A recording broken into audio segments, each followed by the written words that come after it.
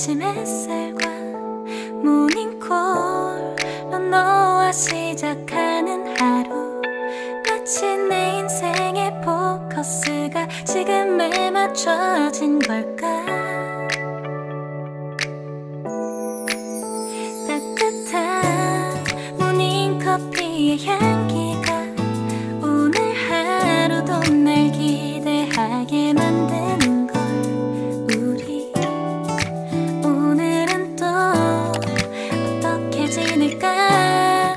Hello guys! So, nandito naman po ako para ituro ko po sa inyo kung paano po gamitin tong oregano or yung dahon ng oregano po guys sa sugat po.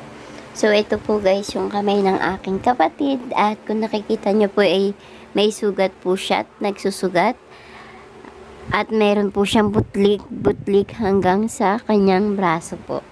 So guys, ituturo ko po sa inyo kung paano ko po i-apply ito sa kanyang sugat.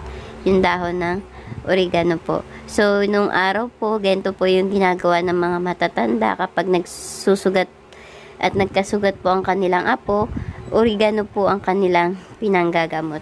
So, mabisa po ito para sa sugat para po mabilis po siyang matuyo. So, pipitas po ako ng 2 dahon ng oregano guys. At ituturo ko po sa inyo kung paano po gagawin po ito. So, una po step, hugasan po natin yung dahon ng oregano para matanggal po yung alikabok or yung dumi po sa mga dahon. Yan, mas mainam po na malinis pong ating gagamitin para po sa sugat po na i-apply po natin na dahon. So, pagtapos natin hugasan, papagpagan po natin ito para matanggal po yung tubig sa dahon. And, ire-ready na po natin siya sa kanyang lalagyan. So, pangalawang step po guys, pag natapos na natin siyang hugasan, nailagay natin sa kanyang lalagyan, babaldian po natin ito ng mainit na tubig.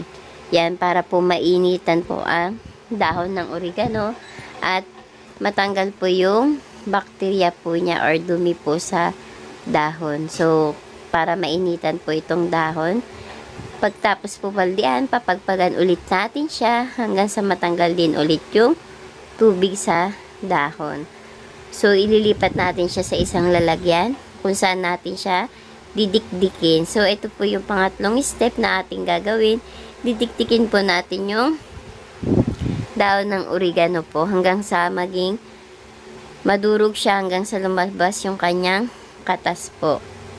So guys, paalala lang po, bago natin to i-apply sa may sugat, ay mas mainam po natin na malaman kung okay po ba ito sa paglalagyan sa ating paglalagyan ng sugat. So may mga bata po na sensitive sa mga ganitong dahon at imbis na gumaling ay lumala.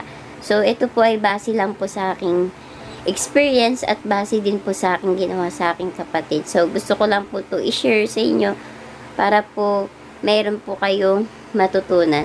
So, pagtapos po natin siyang didikdikin, pang-apat na step, i-apply na po natin yung dinikdik natin na dahon ng oregano sa kanyang sugat. So, yung dahon po nila, tinapal ko po sa part ng kanyang sugat at yung katas naman po ay pinampunas ko po sa may part na may mga putlik-butlik hanggang sa kanyang braso.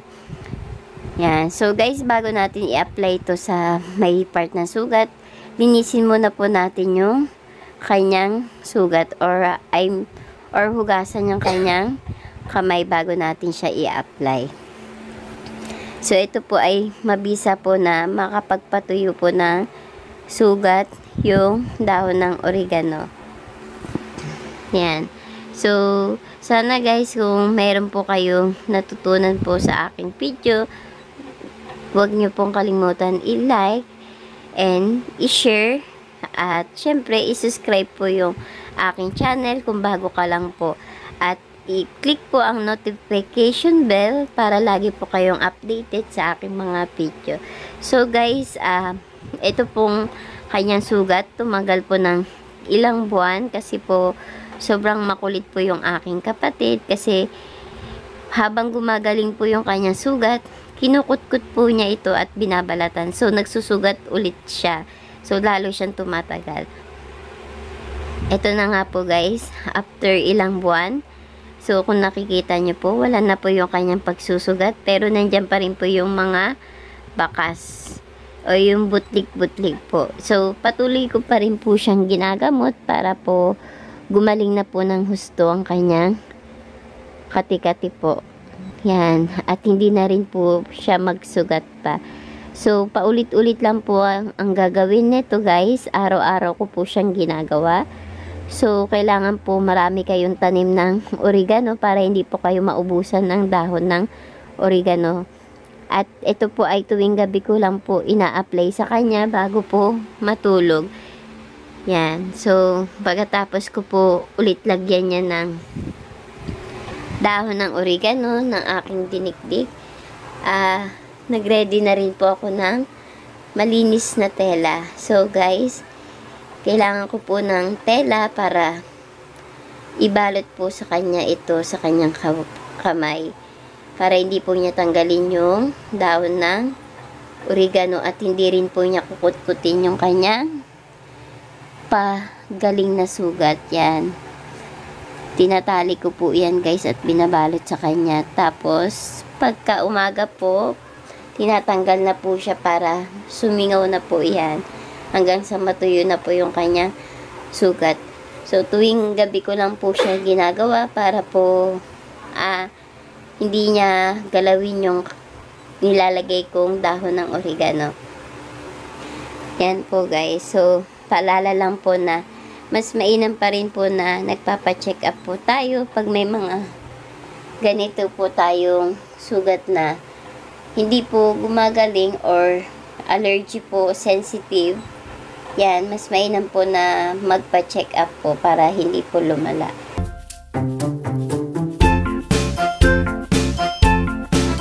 "2,000 years later." Yan, so after ilang buwan guys, ito na po yung resulta ng kanyang kamay at gumaling na po siya guys. Kung nakikita nyo po yung kanyang kamay tinutubuan na po ng balahibo. Pero nandyan pa rin yung bakas ng kanyang sugat. So, ito na lang po guys, bibili na lang po ako ng cream para matanggal na po yung kanyang peklat. Yan. So, thankful po ako kay Lord kasi kahit ang tagal pong gumaling ng kanyang sugat o yung kanyang kati-kati nagawa po namin ito dahil sa oregano po at malaking bagay po talaga na meron po tayong tanim na herbal sa ating bakuran para just in case na may mga gantong pangyayari, ma-apply po natin ito at hindi na po natin kailangan pang pa-check up o bumili pa ng gamot para gumaling po yung sugat po guys. Yan. Sa mga iba po dyan na ito lang po yung gusto ko i-share sa inyo dahil po sa experience ko po sa kapatid ko, tiyaga lang po sa paggagamot sa kanila kasi nga po bata po at makulit. Kailangan pong tiyaga lang po hanggang sa gumaling po sila. So, yan. Maraming salamat po sa mga nanonood po ng aking video. At salamat din po sa mga supporters po na nanonood po sa akin. Lalo na po sa aking Team Puso. Yan, shout out po sa Team Puso. Salamat po sa patuloy nyo pong pagsuporta po sa akin. Yan. So, kung nagustuhan nyo nga po yung aking video, huwag nyo pong kalimutan i-share and i-like po. Yan. Maraming salamat po sa panonood at nagpapasalamat po talaga ako na gumaling po yung kanyang kamay. Yan.